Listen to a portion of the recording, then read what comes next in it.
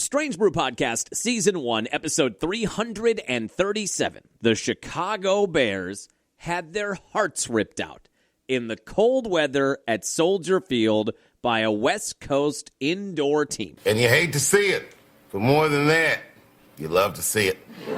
You absolutely hate to see it. The devil magic ran out. The Mario star power ran out. It looked like they were conjuring up their greatest trick yet. But in the end, same old Jay, an interception over the middle by Caleb Williams, his third pick of the game, and you get a walk-off field goal for the Rams. The Bear season is over. Bear down. We're going to break all of that down, talk about the divisional round weekend as a whole. Very entertaining. Two classics, two kind of clunkers, I guess you'd say. The Texans-Patriots game wasn't as bad as the Seahawks-Niners game. I did not see that boat race coming. But an overtime loss for Josh Allen and the Bills, and an overtime loss for Caleb Williams, Ben Johnson, and the Bears late yesterday. We'll talk all about that. Of course, we will discuss the Matt LaFleur contract extension. Not a shock. That was a news dump on Saturday. Basically every outlet, NFL Network, and Rob Demovsky of ESPN, Strange Brew, everybody, all the big names, were reporting the contract extension will be of the multi-year variety. Again, not a shock. Sounds like Gutey's not going to be too far behind that. Not a lot to break down. Again, as we kind of anticipated, this was going to be the route they were going to go, but now that it's somewhat official, we'll go over that. We will also talk a little bit about the college football playoffs. The national championship game, Indiana and Miami, is on the way tonight. The Bucs continue to disintegrate in front of our eyes, just getting blown out now, game after game. After that big win in L.A., which we said was one of their best wins of the year, and I stand by that. You lose to Denver's G League team, get blown out by Minnesota's G League team, got blown out by Wemby and the Spurs.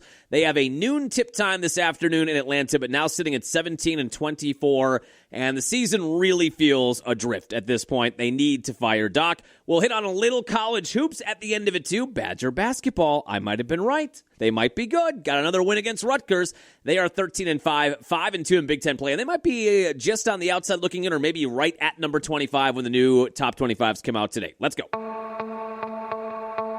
On the ground, a chance here. Durham to Hardy to first. He ties! Yes! The Brewers win! Yes! Here comes Melvin to the 25, to the 20, Gordon 15, 10, 5, touchdown! Wisconsin! Record-breaking run! Morgan a smash up the middle, base hit to center. Here comes Gomez around third. A throw and the Brewers win! Here's the snap.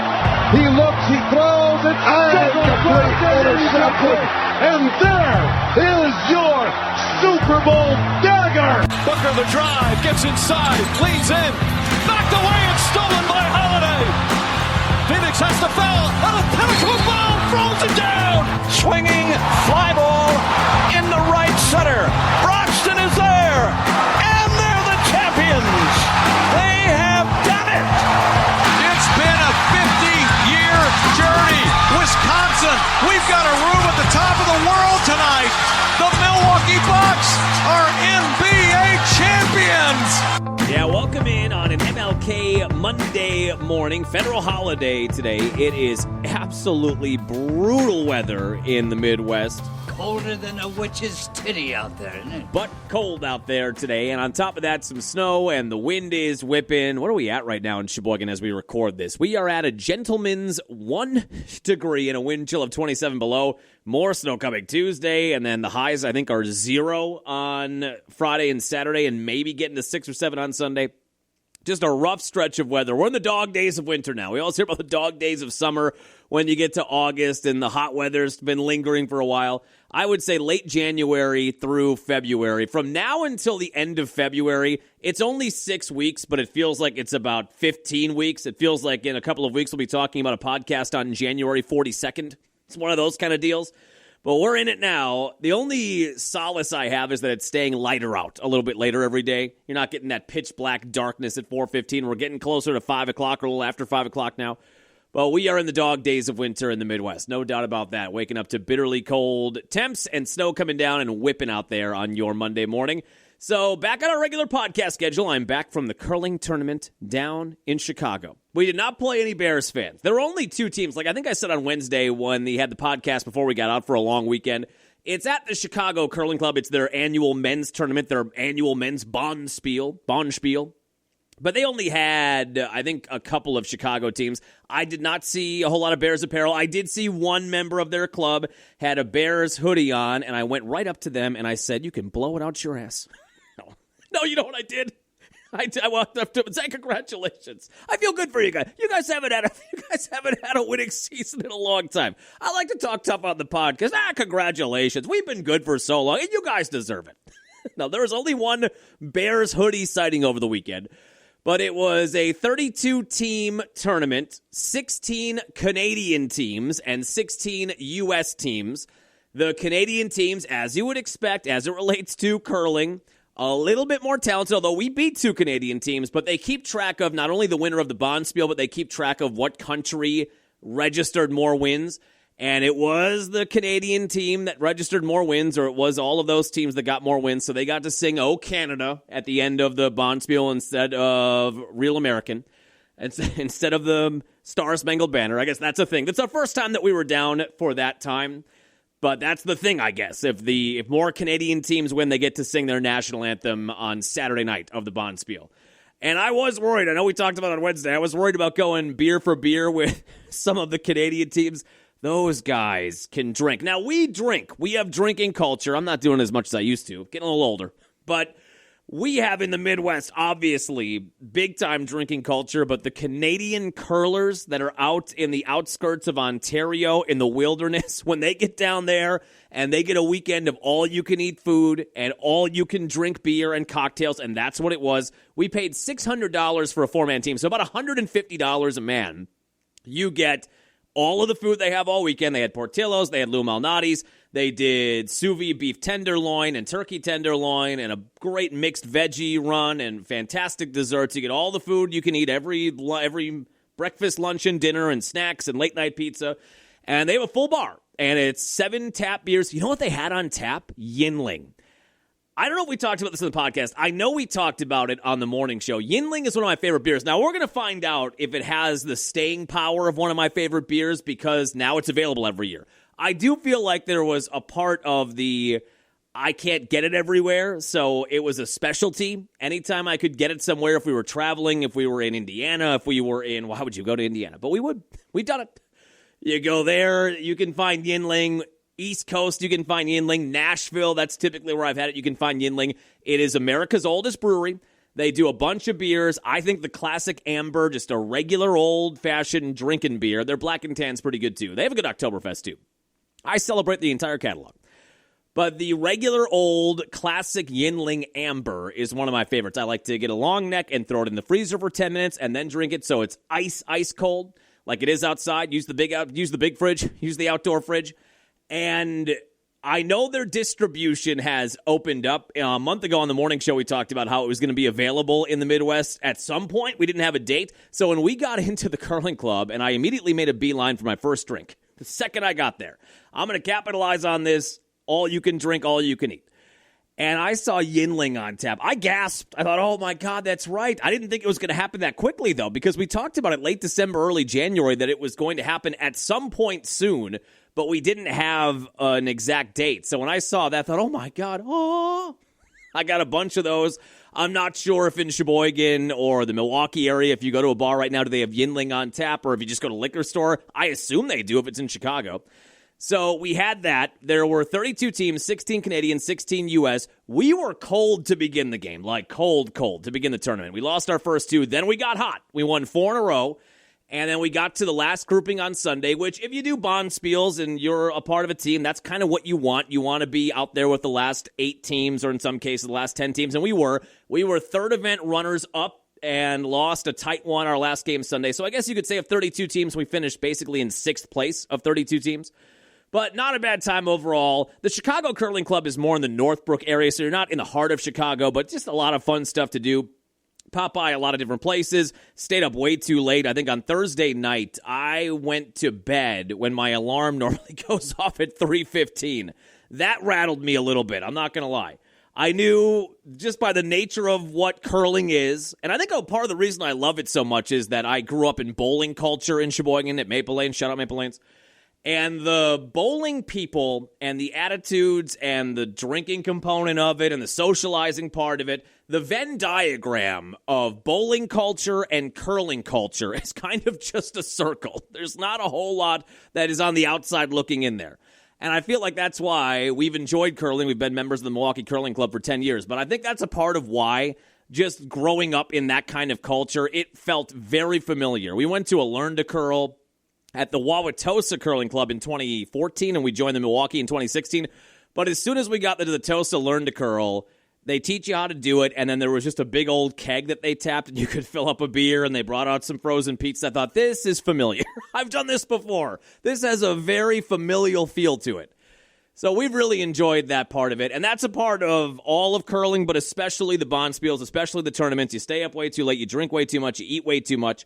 And that was the case our first night, Thursday night. I think our team went to bed after we got back to the Airbnb at like 3 o'clock or 3:30, and that's about when my alarm is about to go off. So to go to bed a little hazy at the same time I would normally get up and have a cup of coffee was a little jarring. Took me a little bit to get my head on straight Friday morning.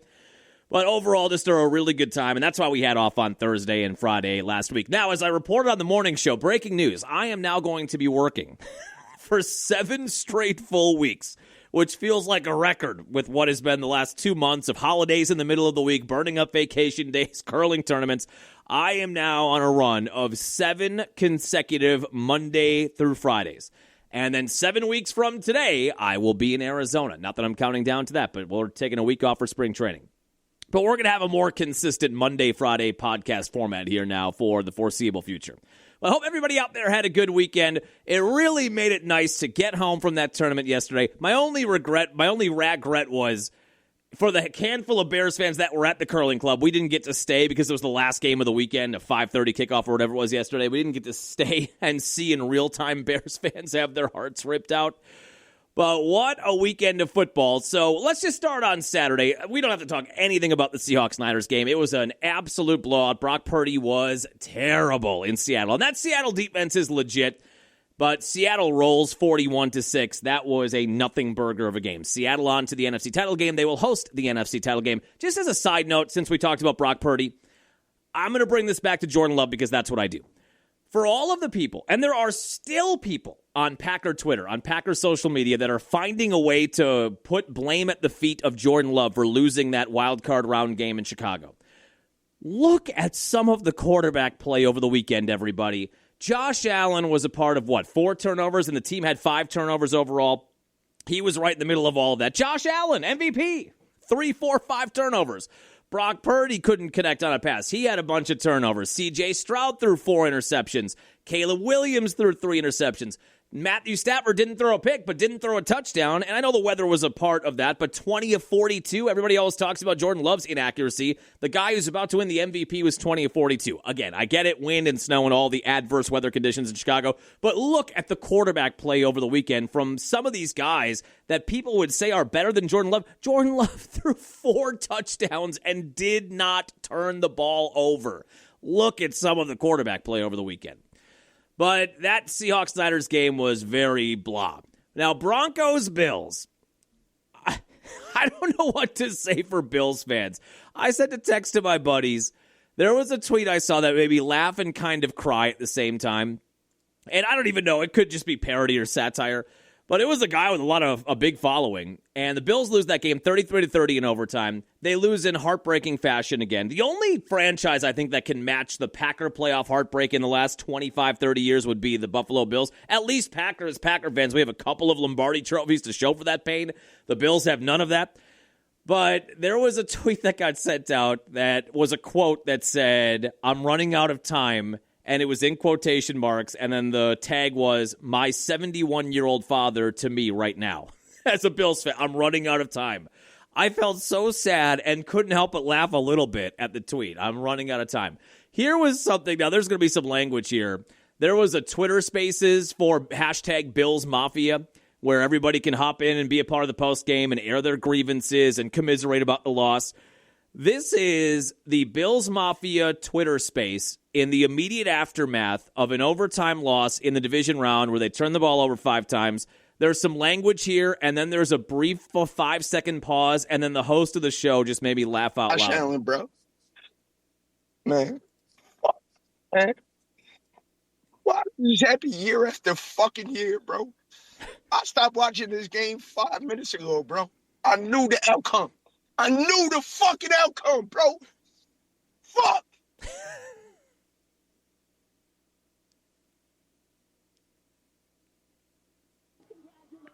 Okay, so we're not going to... All right, so it's going to be an emotional space, as you guys can pretty much already tell. Okay. All right, that was like the first caller on Sports Radio. This break in between that guy ending what he was saying and the host of the podcast. I knew the fucking outcome, bro. Okay. Fuck. This pause is incredible. The timing. Okay, so we're not going to... All right, so... It's going to be an emotional space, as you guys can pretty much already tell. I didn't expect crying, but this is exactly what we're probably going to be getting. Moving on. So, just a tough loss again, where they went back and forth most of the game, and the Bills looked like they might be overcoming all of the turnovers. And then you had the controversy with the catch. You had Brandon Cooks, right? Looked like he came down with it, looked like he was down by contact with the ball. As it's all kind of happening in one motion, that Bronco cornerback rips it out of his hands. They called an interception. Sean McDermott, who, breaking news, maybe for you, it literally just happened 10 minutes before we clicked record on this podcast. He's fired. Sean McDermott is out, despite a lot of regular season success and a lot of playoff failures. Sound familiar? McDermott got, how many years? I think he was just done with his 10th year. Matt LaFleur will be entering his 8th year. I do sort of feel like there's a corollary there where if we go through next year and the year after that, and again, it's a lot of regular season success, and again, it's not being able to get over the hump in the playoffs, I could see Matt LaFleur ending up on that same sort of path as Sean McDermott, as a guy who is regarded as a good regular season coach, a guy who can win you division titles, 10, 11, 12, 13 games sometimes in the regular season, but can't get it done in the playoffs. That could be a similar career arc. That would take LaFleur a couple more years to match where McDermott was. But that catch, no catch, I don't get it. I don't know how that wasn't a catch. In the Rams-Bears game later that day, late in the fourth quarter in that game, basically the exact same scenario where Devontae Adams for the Rams made a catch, and his knee was down, and then it was ripped away, and the Bears were acting like they had the ball, and they went to the booth, and I forget who the rules expert was for that Rams-Bears game, and he said, no, Devontae clearly down, made no deal out of it. Just said, he's clearly down, clearly not an interception. Well, it was the exact same play as the Bills-Broncos game, and as my grandma would say, the result in that Bills-Broncos game was as clear as mud. But they end up giving the Broncos the interception. McDermott had to call a timeout just to get them to look at it again because they were just going to go on. They weren't even going to examine it a second time, which defies logic as well. The Broncos end up getting in field goal range and winning 33-30. The subplot, though, of that Broncos game late from the Denver perspective is you get this huge win, miraculous overtime win with a controversial call going your way, and then Bo Nix, I guess, on the second to last play, fractured his ankle, and his season is done. So Sean Payton did an entire post-game press conference, went to the locker room. He said that he talked to Bo. Bo said he wasn't feeling great, but Sean Payton said from his perspective, it seemed like it wasn't ideal, but that it would be fine, and he would be probably ready to go in practice and probably ready to play by the AFC title game. He does the post-game presser. He goes back into the locker room, into his office, and the medical team was in there already, and he said he could tell the second he walked in, it was like walking into a funeral, the tone or the feel of the room told him that this was going to be a bad outcome. And after one x-ray, fractured ankle, and Bo Nix's season is done. The season, now maybe he could play in 4 or 5 weeks, you know what I mean? But there's only so much season left, so his season is over. Peyton goes back to the reporters and issues that statement of Bo Nix fractured his ankle and the season's over. So the Broncos get this great win at home. Crowd's going nuts. We're on to the AFC Championship game as the 1 seed, as a team that won 14 games. Kind of the AFC counterpart to the Bears, where they won a ton of games late and rallied in the fourth quarter and won me a bunch of money. Not that they care about that. Maybe they do. And now you lose your starting quarterback, who is also very similar to Caleb Williams, where he can sort of meander through a game and then all of a sudden just flips the switch late in that game or in the fourth quarter, makes a ton of incredible plays that leads that team to a victory. They really are. I mean, the Bears and now that I think about it, the Bears and the Broncos and Bo Nix and Caleb, both are in their second year. They are sort of bizarro conference versions of each other. and you get this win, but now you lost your starting quarterback. So Jarrett Stidham is going to be the starting quarterback for the Broncos in an AFC Championship game. Our afternoon guy, Matt, as I think we've talked about before, is a big Bronco fan. One of his greatest moments in the late 90s is my worst moment in the late 90s, Super Bowl 32. But he texted me and said, I need you to do a spin zone for me on how this is going to be okay for the AFC title game. And I did say, I mean, there's a history. We did one on the air for him. There is a history of backup quarterbacks in that similar spot leading a team to a championship. I remember some of my first football memories, Jeff Hostetler and the 91 Giants. He was a backup quarterback, led them to a Super Bowl. I think Jim Plunkett for the Raiders back in the day eventually became the starter, but he was initially a backup. The one that sticks out recently, Nick Foles in Philly. When Carson Wentz went down, looked like all was lost there, and Nick Foles, with the greatest nickname, Big Dick Nick, Nick Foles made that whole offense go and parlayed that into a huge, I think, 2 good contracts, then did nothing elsewhere, but just got red hot for a month or so. He led the Eagles to a title. He slayed the Tom Brady dragon in the Super Bowl. And then I said to him, Tom Brady to me would be the biggest because you don't realize or you forget maybe sometimes how the Brady story started, where he was a 6th-round pick. We all know that, but when he got in late in the year when Drew Bledsoe went down and Bills or Patriots fans and all of us, if you're an NFL fan, we were all saying, oh, there's no way they're going to do anything without Drew Bledsoe. Think about that sentence. I mean, that was a sentence we said. How could they possibly win anything without Drew Bledsoe? Drew Bledsoe goes down. This 6th-round awkward quarterback pick from Michigan comes in there. Nobody thought he was going to be anything, and he leads them to a title. And then the rest is history where it turns out, hey, this guy's really good. And he wins 6 titles there and another title in Tampa, and most regard him as the greatest of all time. And if you're basing it just on rings, there's really nobody else that you can throw in that conversation. But he started as a backup quarterback that nobody thought anything of, and he went in there and led them to a Super Bowl late in the year. There is some precedent there, and there are some narratives you can call on to give yourself some hope. Jarrett Stidham, by the way, a 4th-round draft pick taken by the New England Patriots and Bill Belichick, who was, of course, the coach for Tom Brady for 6 of those titles in, 15 AFC championship games or whatever it is. So maybe you get a backup quarterback that can do just enough. We know they have a good defense. You're at home, so you can ride that wave of momentum perhaps a bit. But that was definitely a curveball late in that game for the Broncos where, yeah, you get this win and you get this big call that probably shouldn't have gone your way, but it does go your way, but then you lose your starting quarterback. So they win 33-30, and now the Bills, like I said, they just fired Sean McDermott. Josh Allen was crying like that guy in the spaces. Now, that wasn't Josh Allen in the Twitter spaces. Maybe it was. But Josh Allen was tearing up, and then his teammates, they interviewed a couple of offensive linemen at the end of that game. They were tearing up, talking about how Josh Allen addressed the team in the postgame and said he let them all down. So an emotional moment as the Bills, again, get stonewalled, this time in the second round. Kind of felt like this year, even though they had a tougher path in terms of having to be on the road for every game, at least the boogeyman, at least Patrick Mahomes, was not lurking somewhere, or Lamar Jackson. You know, some of the stalwarts in the AFC that have been able to beat the Bills over the years, none of them were there. So even though you had to do it on the road for just about every game, there would have only been the chance for one home game if it was a 6-7 matchup with the Steelers. But you had to do it the hard way in terms of being a road warrior, but all the people that have taken you out, they were all gone. And you still got the reigning MVP, and it just didn't work out again for Buffalo. I'm running out of time. That's sweet. Like Jack Bauer. We're running out of time. Then on Sunday, we got a sloppy weather game. Patriots and Texans, 28-16 win for the Patriots. C.J. Stroud, like I said, 4 picks. Texans defense played their asses off, but you just can't do that on the road. You're not going to overcome 4 interceptions on the road. Patriots back in the AFC title game. Such a long break since 2018. I did puke in my mouth a little bit. So we have, I don't think he listens to this podcast. We'll find out. As I've mentioned, I do sports for a lot of different stations in our company. One of those stations is a Heritage in Green Bay, WTAQ in Green Bay. And Matt and Rob are the morning show tandem on that show. And Matt, and I didn't really ask him why, but I assumed that Matt was a Packers fan because during the Brewers season, anytime I sent him sportscasts, I email him sportscasts every morning. Every once in a while, you throw in a sentence or two. I say, hey, Google, write me an email that makes me sound like a relatable person. Make me sound like a likable person. Oh, I knew he was a big Brewer fan, so as the Brewers were doing the Webb's winning streak and all these great wins, I would say, hey, go Brewers. They'd say, I can't believe the run they're on. So naturally, I assumed he was a Packer fan and a Brewer fan.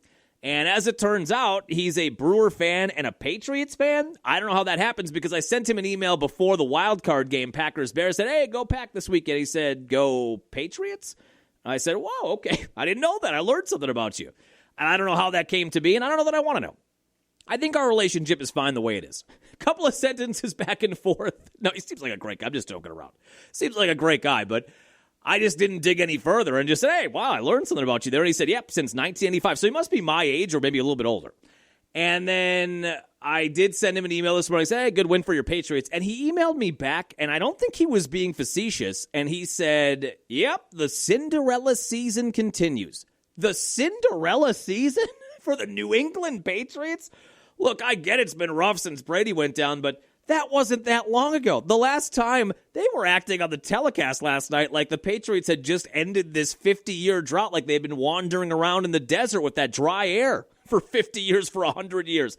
They were in the AFC title game and won it in 2018. Calendar year 2019. The Cinderella season continues where you played the softest schedule. You played a 10-ply schedule the entire year. So maybe he was joking. I don't know. It's hard to discern tone on email, but I don't think he was.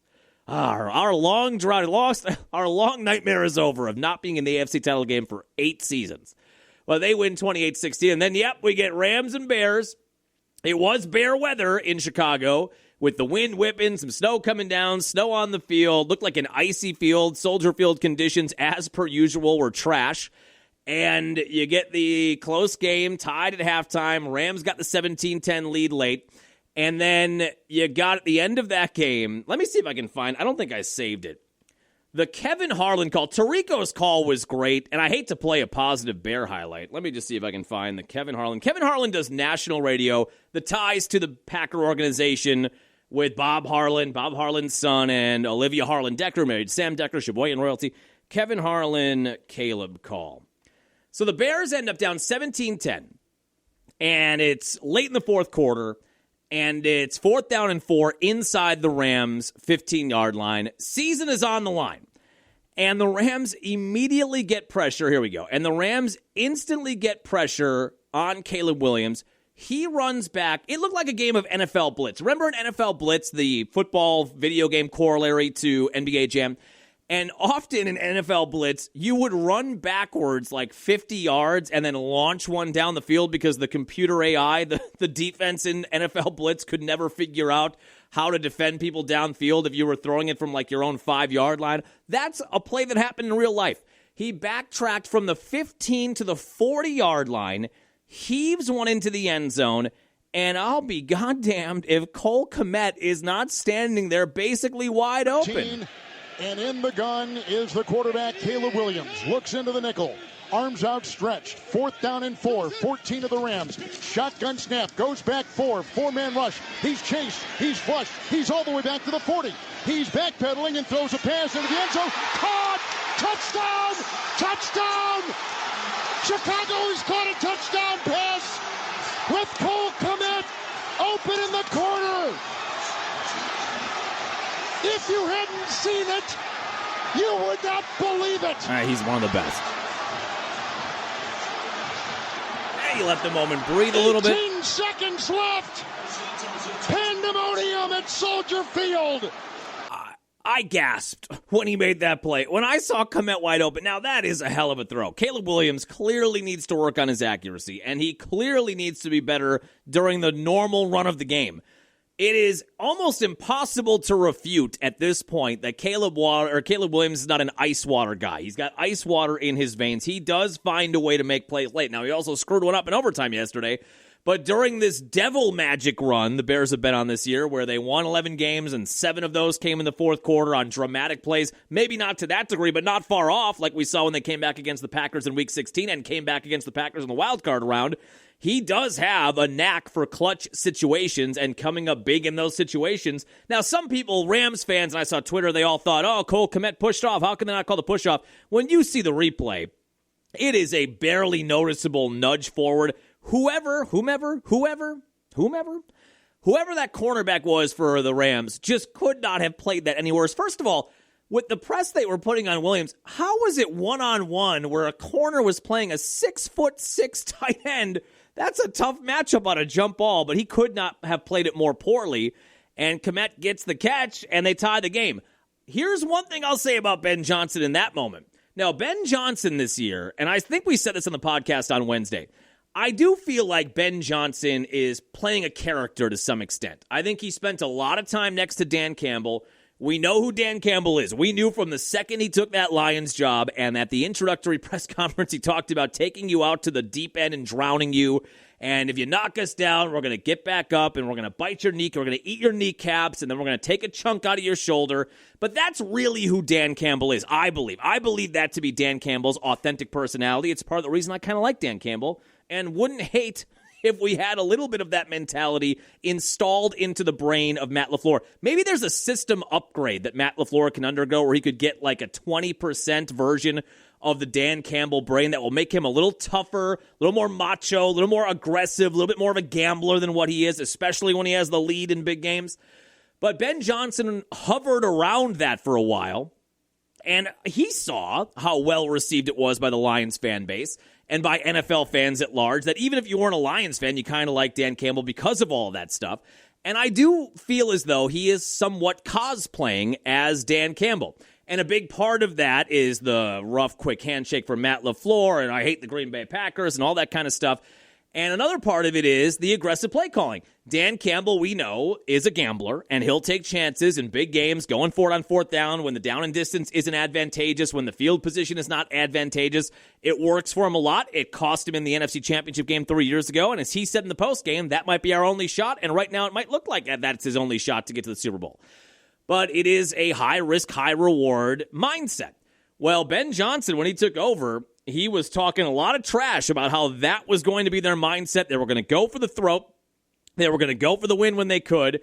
Well, with 18 seconds left, as Kevin Harlan said, and for the amount of times he's gone for it on fourth down, and just think back to that wild card game against Green Bay. How many times did he go for it on fourth down when he was deep in his own territory? I thought, well, if this guy is who he says he is, I bet he goes for the win here. I bet he goes for a 2-point conversion here and goes for the win. And he didn't. And he turtled.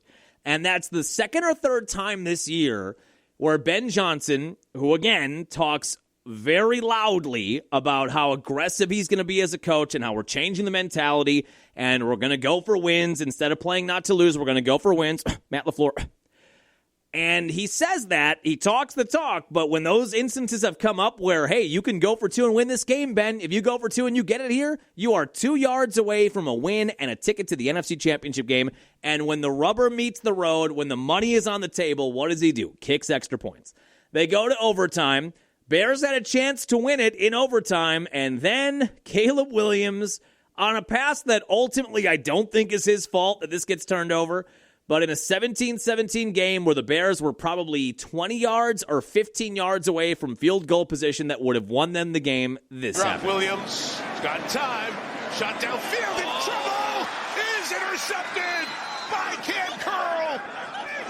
Curl goes over, makes the play. Curling? Think faster than they want. Again, when you look at that play from a bird's eye view, from the all-22 view, and they talked about it on the NBC broadcast last night. Tirico's one of the best, by the way. I know we've talked about that, but one of the most underrated TV play-by-play guys. It just looked like DJ Moore gave up on the route. Like, this isn't a Week 3 game in September, DJ, and even then you probably shouldn't be doing that, but this is a home game in overtime with a chance to make the Final Four and get to the NFC Championship game. And he was on a Sunday stroll. As Collinsworth pointed out, it just looked like he didn't think he was going to get the ball, or he didn't know where the ball was in space, didn't try to make a play on it at all. And that Curl guy in the secondary steps right in front, makes a great catch, and Moore was just lagging on the play. Then the Rams get in position for a 42-yard field goal for Harrison Mevis, who wears number 92, a kicker who had been kicked around a little bit. Rams had a lot of special teams issues the same way the Packers did this year. They fired their special teams coach late in the year. But Harrison Mevis, who I always feel like I've got to say his last name like Beavis and Butthead, Harrison Mevis. Hey, Mevis. He kicks a 42-yard field goal to win it. The Rams to the championship game.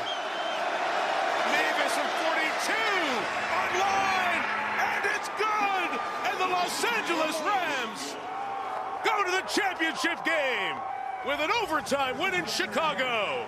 Did you see the handshake between McVay and Ben Johnson as well? I do not think Ben Johnson is well liked in that clique of McVay, LaFleur, Kyle Shanahan, all those guys that were on the same coaching staffs together. McVay kind of gave him a quick handshake too, and McVay talked this week when asked about whether or not he was going to solicit advice from Matt LaFleur, his good friend, a guy who's played the Bears or coached against the Bears 3 times and melted down against them 2 times. Would he ask Matt LaFleur for advice? And McVay kind of gave a wry smile. Well, I can't say anything officially, but, we talk. And I don't think that was not totally on accident, the kind of handshake that McVay and Ben Johnson had at midfield.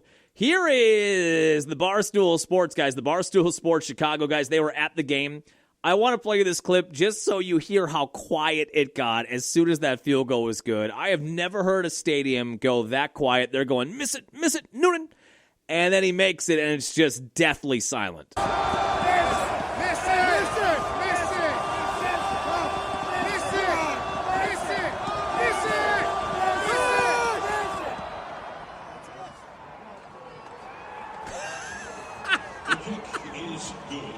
The silence, and then the PA guy, the kick is good. The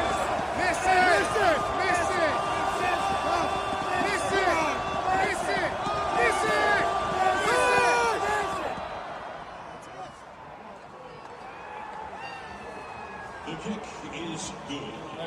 Just delicious. Just let the juices run down your cheek.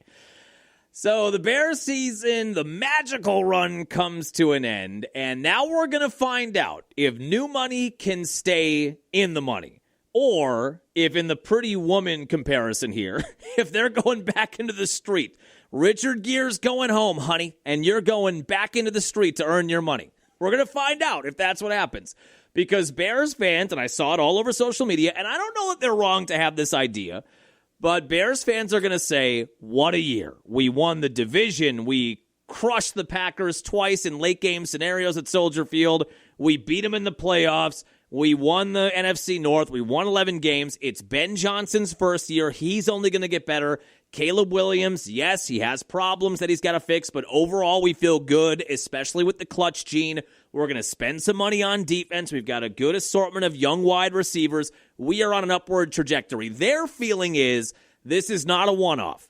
And my feeling is, I'm not saying it's a one-off. As I've said many times on this podcast, I do think the Bears could be a problem in the NFC and the NFC North if Caleb continues to get better and if Ben Johnson kind of tailors things a little bit. Unfortunately, I do think he is a good young head coach.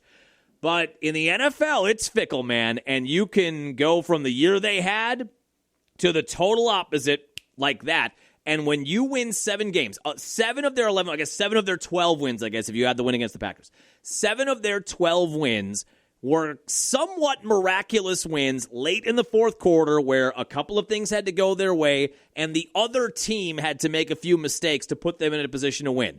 Is that repeatable? Is that something next year you're going to be able to do again? Or, as we often talk about, are they going to regress back to the mean? This was the Broncos, again, using the Broncos comparison, but last year, the Broncos were a couple of games under 500. They were terrible in fourth quarter games, in one-score games. That completely flipped this year, and they won a bunch of them. Now, would it be the opposite for the Bears, where they won a bunch of them this year, and next year it doesn't break their way, and they are going to have a much more difficult schedule? And look, we don't know. You know the opponents they're going to face. They're going to play a first-place schedule because they're a first-place team. You don't know what happens to some of those teams in the offseason, how different they look after trades, after the draft, after free agency, whatever. It's hard to assess that right now, but they are going to, in theory, be playing a much more difficult schedule. Are you going to be able to replicate the kind of late-game success you had? That remains to be seen as the Bears season comes to an end. And now we get the championship game weekend. It's kind of a bummer, this Bo Nix injury, just as an NFL fan, because it's such a fun day of football. That's the 2 o'clock game is the AFC game, 5:30 game is the NFC game. But the fact that you have a backup quarterback, that kind of takes some of the stank out of that first game where it just feels like it's probably the Patriots. Patriots opened as 5.5-point road favorites in an AFC title game against a 14-win team, whereas I think if Bo Nix is playing, the Broncos are probably 3.5 or 4-point favorites. That's how big of a flip it is. between Bo Nix and Jarrett Stidham from a gambling perspective. As we went over, maybe Stidham comes in there and he does just enough and he's clean and he doesn't turn the ball over, which, as we learned this past weekend, if you can do that, if you can limit turnovers or not turn the ball over, even as a backup quarterback, you could put your team in a spot to win. But that does take a little bit of the excitement off of championship weekend. Patriots and Broncos, couple of 14-3 teams, the 1 seed, the 2 seed matching up in Denver. And yeah, New England opens as 5.5-point favorites. Rams and Seahawks for a third time. Seahawks are 2.5-point favorites. They split their season series, right? Rams lost in overtime in Seattle in Week 16. And, yeah, they beat Seattle by 2 in Week 11. Well, okay, so they played 2 games, and it was a total of 3 points separating them. 2-point win for L.A. in Week 11, 1-point win for Seattle in overtime in Week 16. That portends well for an entertaining Game 2 on Sunday. But that's how it sets up. Now, outside of the games themselves, Matt LaFleur, cram it up your cram hole, LaFleur. He is back. I did get a text from one of my longtime friends, going back to when we were 7 or 8 years old, just traipsing around 6th Street, skipping rocks and playing, playing jacks, playing dominoes and rolling dice, riding bikes, riding mountain bikes, riding 10 speeds around the neighborhood. And he sent me a text that a friend of his, or a sister-in-law of a friend, is the head chef or one of the chefs at a restaurant in the Kohler area. And the report that he sent me at the end of last week was that Matt LaFleur and Ed Policy and all the boys were there having dinner, and smiles were on faces, and food was being eaten, and it seemed like deals were being made. That was my insider information. That was my Shefty bomb. And then it does turn out that a couple of days later, Saturday, basically every outlet, NFL Network and ESPN's Rob Domofsky, all those guys, all the beat reporters for the Packers, they all said that, yeah, it sounds like a multi-year contract extension is on the way. Look, we went over this. I know in the immediate aftermath of the meltdown in Chicago, I felt like it was time to move on. After a couple of days, even though it is fair to criticize at this point, or at least fair to have the out-loud conversation of, is Matt LaFleur a Marty Schottenheimer? Is he a guy that just wins a bunch of regular season games but can never get it done in the playoffs? It is a fair conversation to have through 7 years. The regular season record, who can argue with it? He's 76-40-1. That's a hell of a record. The postseason record is 3-6, and of the 40 losses in the regular season, a lot of those came against good teams where the Packers just couldn't do the small stuff right in those games, or had a lead and got conservative for whatever reason and could not seal the deal. No killer instinct, like we went over. I do think when you look around the league now, and after McDermott got fired there were 10 coaching vacancies. John Harbaugh signs with the Giants, so now I believe there are still 9 coaching vacancies when you add Buffalo into it. Well, when you look around to the guys that are being interviewed at those spots, I don't know. They don't do much for me. Now, maybe John Harbaugh, we went over that weeks ago when Harbaugh was fired and the conversation was had among Packer fans of, would you rather have John Harbaugh or Matt LaFleur? I said Harbaugh does nothing for me. A lot like LaFleur, he's got a great regular season record. He has the 1 ring, but it was 14 years ago. He's had an MVP quarterback for 6 years. They haven't done anything with him other than lose in the playoffs. So I don't know how much different he is ultimately than Matt LaFleur. Now, for some of you out there, it may do something for you. That move maybe would have made you feel better about the Packer prospects going forward, having a guy like Harbaugh who does at least have 1 ring, having him lead the franchise. But when you look at some of the other names interviewing for jobs right now, none of them are overwhelming where I think, God, I'd really rather have that guy than Matt LaFleur. Matt LaFleur does provide you stability. He provides you consistency. Tucker Kraft talked about it during locker room cleanout day. They're in year 3 now, the younger guys, Kraft and Romeo Doubs. We'll see if he stays with the team. Probably not. Christian Watson. These guys are in their 2nd or 3rd year in the LaFleur offense. He felt like everything's getting better, and to bring somebody new in at this point when you're in the middle of a 3, maybe 4-year title window, and to install something totally new, start from scratch, feels like it's probably not the best move. I get it, all those arguments, and they all kind of make sense. It felt like we were on this path, and they were going to stick with a young head coach, 46 years old, who's got a great career record. Injuries were a big part of the problem this year. Not to say they couldn't have overcome them. They at least should have been in the 2nd round of the playoffs despite those injuries, but couldn't seal the deal in Chicago.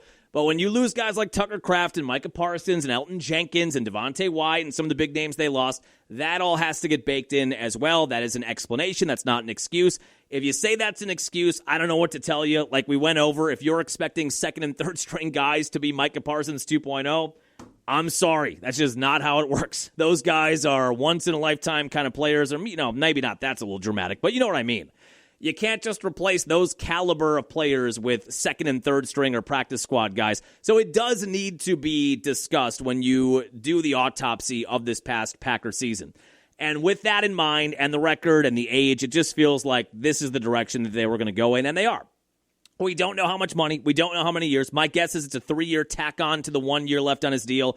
My guess is it is going to be in the $14 to $15 million range. It also sounds like Gutey is going to be in line for a similar extension. As we talked about when we discussed the Matt LaFleur question 2 weeks ago or a week ago, it seems likely that if you're going to bring back Matt LaFleur, why would you not bring back Brian Gutekunst at that point? My guess is he'll get an exact same timeline. I don't know what the discrepancy in pay is, or if there is one, between an NFL GM and an NFL head coach, or if they're just on the same plane. I'm not really sure.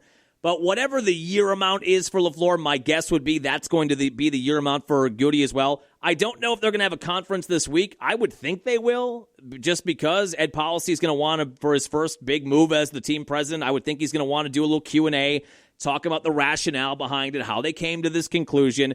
At least it'll give those of us that have to do sportscasts every morning, it will give us a couple of minutes of content that we can use. That's mainly why I want it. Selfishly, that's why I want it. I would suspect that he is going to want to explain himself a little bit and get that first presser out of the way where he's answering questions on the fly, where it's not a curated sit-down, which I'm pretty sure is all Ed Policy has done so far, are sit-down interviews with some of the Packer employees and Larry McCarron at one point. He's going to want to do that where he's fielding questions from the beat reporters and explaining himself a little bit and the thought behind it. Maybe that comes this week, but I do think it's going to end up where Gutey and LaFleur are going to stay on the exact same timeline. But that was announced over the weekend. Jeff Hafley has a second interview in Tennessee, I believe today or maybe tomorrow, and he's got already 2 interviews in his back pocket in Miami. Miami fans on Twitter are dragging Jeff Hafley for his haircut, big haircut. They don't like his haircut. They find it comical.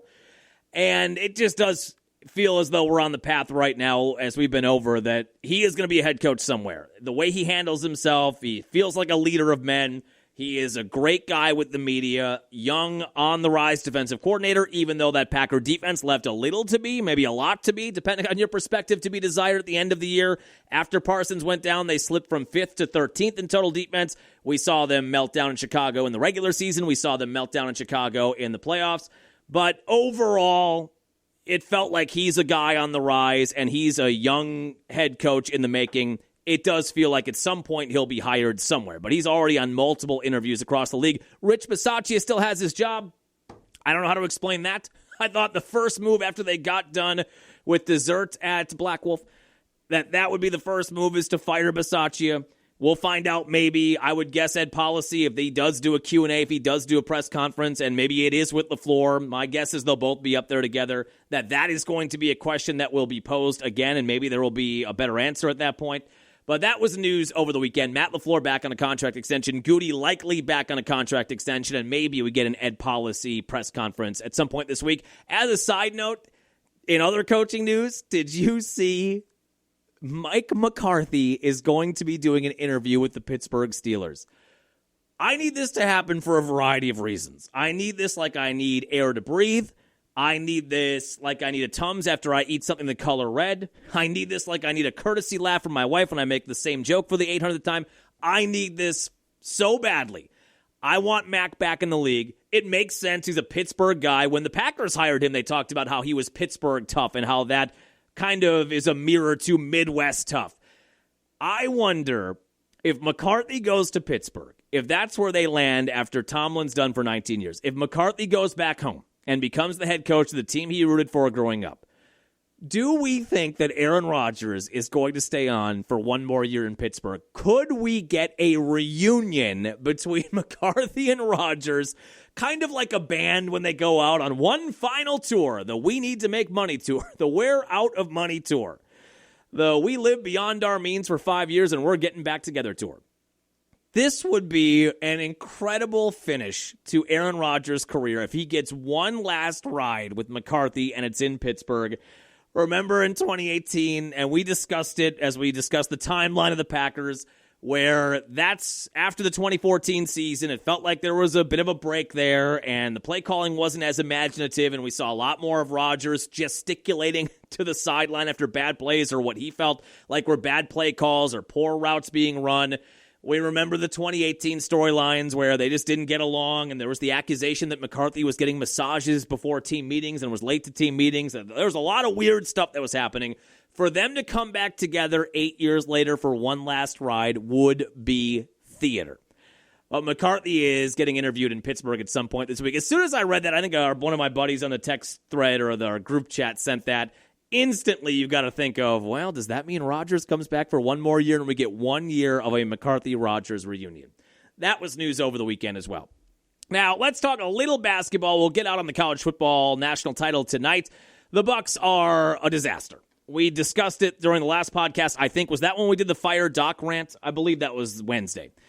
They got a great win in L.A. They had a chance to go 3-1 on the West Coast trip. They fumbled the bag against the Denver G League team last Sunday. They got blown out by the Minnesota G League team on Tuesday. Embarrassing effort. I think that was maybe coming out of that one. That was the podcast Wednesday. They go to San Antonio, take on Wemby and the Spurs. That was a blowout. They lost 119-101, and I'm telling you, that score, you lost by 18 in the final score, that is not even representative of how bad they were that night. I do feel as though the effort was better. It did look like they kind of gave a you-know-what about the game, more so than they did against Minnesota at home.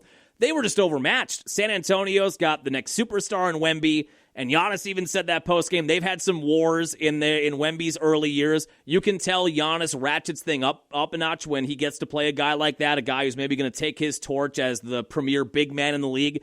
And he said post-game, this is Wemby's league now from that perspective, and he's surrounded by good young talent. That is a team that is very much on the rise and could be a top 3 or 4 team in the Western Conference. Bucks lost by 18. It wasn't even that close. With that loss, the Bucks are now 17-24. They started 4-1, so what's that math? They are 13 then. They started 4-1. They're 17-24. I should never do math live on the air. They are 13-23. And Giannis was hurt for some of that. He had multiple injuries. He had the groin injury, and then he had the calf injury, so he missed a bunch of games in there. But to win 4 of your first 5 and then go 13-23, and now you're sitting at 17-24, not only are they losing the last 3 games, it looks uninspired. It looks like they have no idea what they're doing offensively or defensively. Schematically, it's a mess. And now it's 7 games under 500. They are a game and a half behind Atlanta, who they played today and are identical in the loss column with. They are a game and a half out of the 10 seed, which only gets you into the play-in tournament right now. That's where they are. On the outside looking in there, they are 5.5 games behind Philly for the 6th seed, which would help you avoid or get you to avoid the play-in tournament. There's a lot of time left. The NBA season is a marathon. We've got 2 weeks left in January, full month of February, full month of March, and half of the month of April. But when you look at the schedule, as we went over on Wednesday, the easiest part of the Bucs schedule is over, and they didn't capitalize on it. You look at this schedule with how they're playing now, unless there is an earth-shattering move that's going to be made by John Horst, which I will give John Horst credit for. Every time it feels like he's out of moves, he's able to blow up a wall and install a window and jump through that and do something else where you think, God, I didn't see that coming.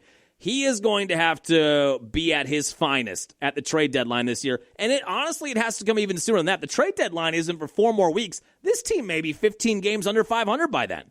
They are at Atlanta today. This is an absolute must-win. They've had 3 days off. Atlanta's not bad, but they're not a world beater by any stretch. If you have Giannis, and they're going to this afternoon, it's a noon start time on MLK Day, and it's in Atlanta, which of all the cities in America that celebrate MLK the most, Atlanta is it. So you're there for a noon tip time, a rare Monday noon tip time. You must find a way to win this game because you come home with OKC on Wednesday. They're going to get blown out there. You've got Denver on Friday. Maybe Jokic is back, maybe he's not, but you lost to him without Jokic last week anyway. Maybe that's a win. Home against Dallas, maybe that's a win. In Philly, loss. Washington, Boston, Chicago.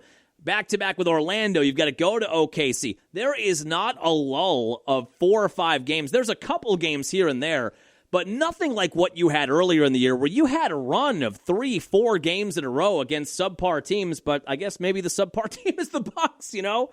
I don't know. I've gotten so used to, since 2018, looking at schedules and thinking, oh, the Bucs are better than that team. The Bucs are definitely better than that team. Well, now I don't know. I mean, I look at this schedule, and I don't know that I see a guaranteed win anywhere on this schedule, but I certainly don't see too many soft spots anymore. You played the third easiest schedule in the NBA heading into last week, and you did nothing with it. 7 games under 500. They have to fire Doc. That is the drum I am going to beat until it happens. As we went over on Wednesday, if you fire him, Darvin Ham is likely to take over. How different does this team look? I have no idea, but I want to find out. I have no idea if Darvin has any different ideas than Doc does, or if you fire Doc and Darvin takes them the rest of the way, is it just going to look like this team except Darvin Ham is the coach? I want to find out at this point. It looks so bad with Doc. You need to find out at this point if Darvin gives you anything. I understand not wanting to fire Doc and parachute somebody in the way you did with Doc when you fired Adrian Griffin and parachute somebody totally new, and that makes no sense. They need to have a full-on coaching search, a real coaching search, unlike the last time. They have to have a real, full coaching search where you're vetting everybody and you're interviewing everybody multiple times. And yes, you want Giannis's input, but you can't necessarily do what he wants because he wanted Adrian Griffin. They had a chance to get Kenny Atkinson, who's been pretty good in Cleveland, really good in Cleveland, and Nick Nurse, who's been kind of middling in Philly, and I guess Giannis just doesn't like him. But they had the opportunity after they fired Bud to get guys that have had much more success than Griffin, who was not bad record-wise, but has not resurfaced basically anywhere in the NBA since he was fired, and we know what Doc has presented. But you have to take your time and take a breath and do an exhaustive coaching search in the offseason. But at this point, transition Doc to the front office, make him the VP of basketball operations, make it look nice, make it look like he's getting a raise or a promotion. Doc can say, look, I'm getting a little older and the season is long and I want to have a more bird's eye view of the organization, and they can just make this look as pretty as they can, and then let Darvin take this team over, see if there's any differing philosophy there, and then whenever this season ends, whether it's short of the playoffs, which is looking like it's going to be, or it ends in the play-in tournament, or you somehow secure the 8th seed and you're out in the first round, then you need to take a breath, take a beat, and do a real coaching search this offseason. And you have to find the right guy. And this is all under the assumption that Giannis, like he said in the Athletic article after the Golden State game 2 weeks ago, this is all working under the assumption that whatever happens this year, Giannis is going to stomach it and sign the contract extension in October of $275 million, and he's going to be here for the rest of his career.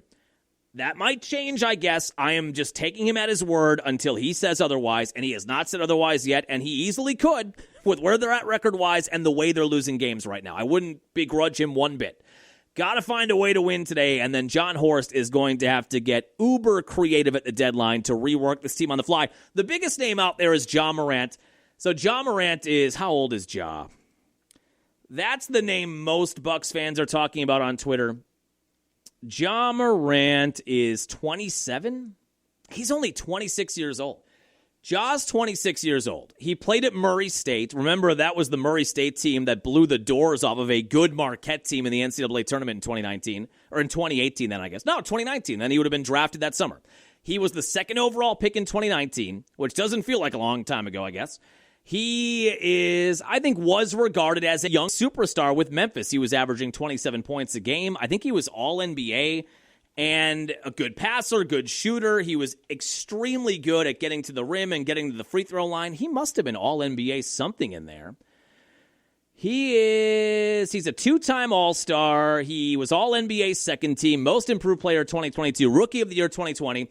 The problem with Ja recently has been injuries. He only played 9 games 2 years ago, only played 50 games last year. He's only played 19 games this year.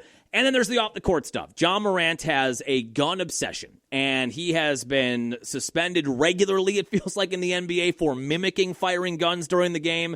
He has been suspended because of off-the-court stuff as it relates to guns. What's weird is everything I've read about Ja Morant, now not to say this doesn't mean everything, what your upbringing is, but he, I think, comes from an affluent family, and he's kind of got this image of a bad boy.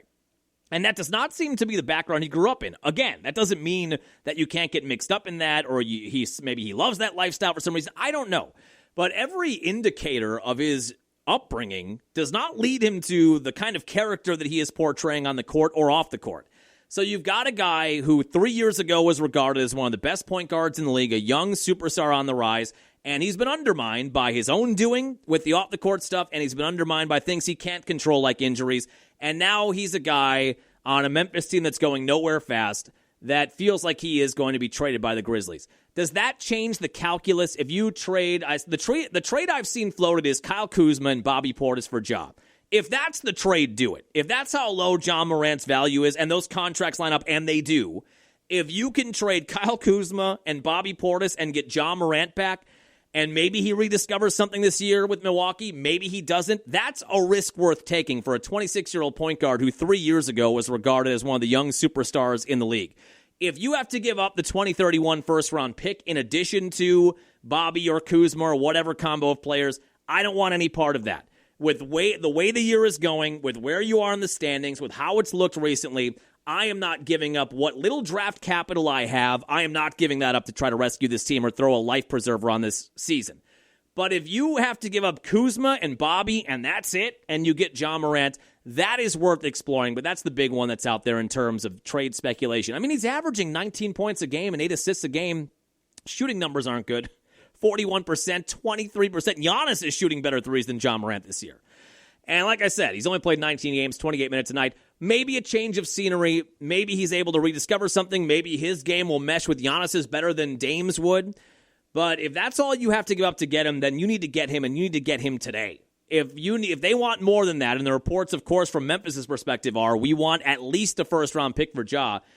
If that's the market, I want no part of it. But if you're giving up Bobby and Kuzma and you get back a rehab project, a guy that was thought of as a superstar a few years ago, I think you've got to do that.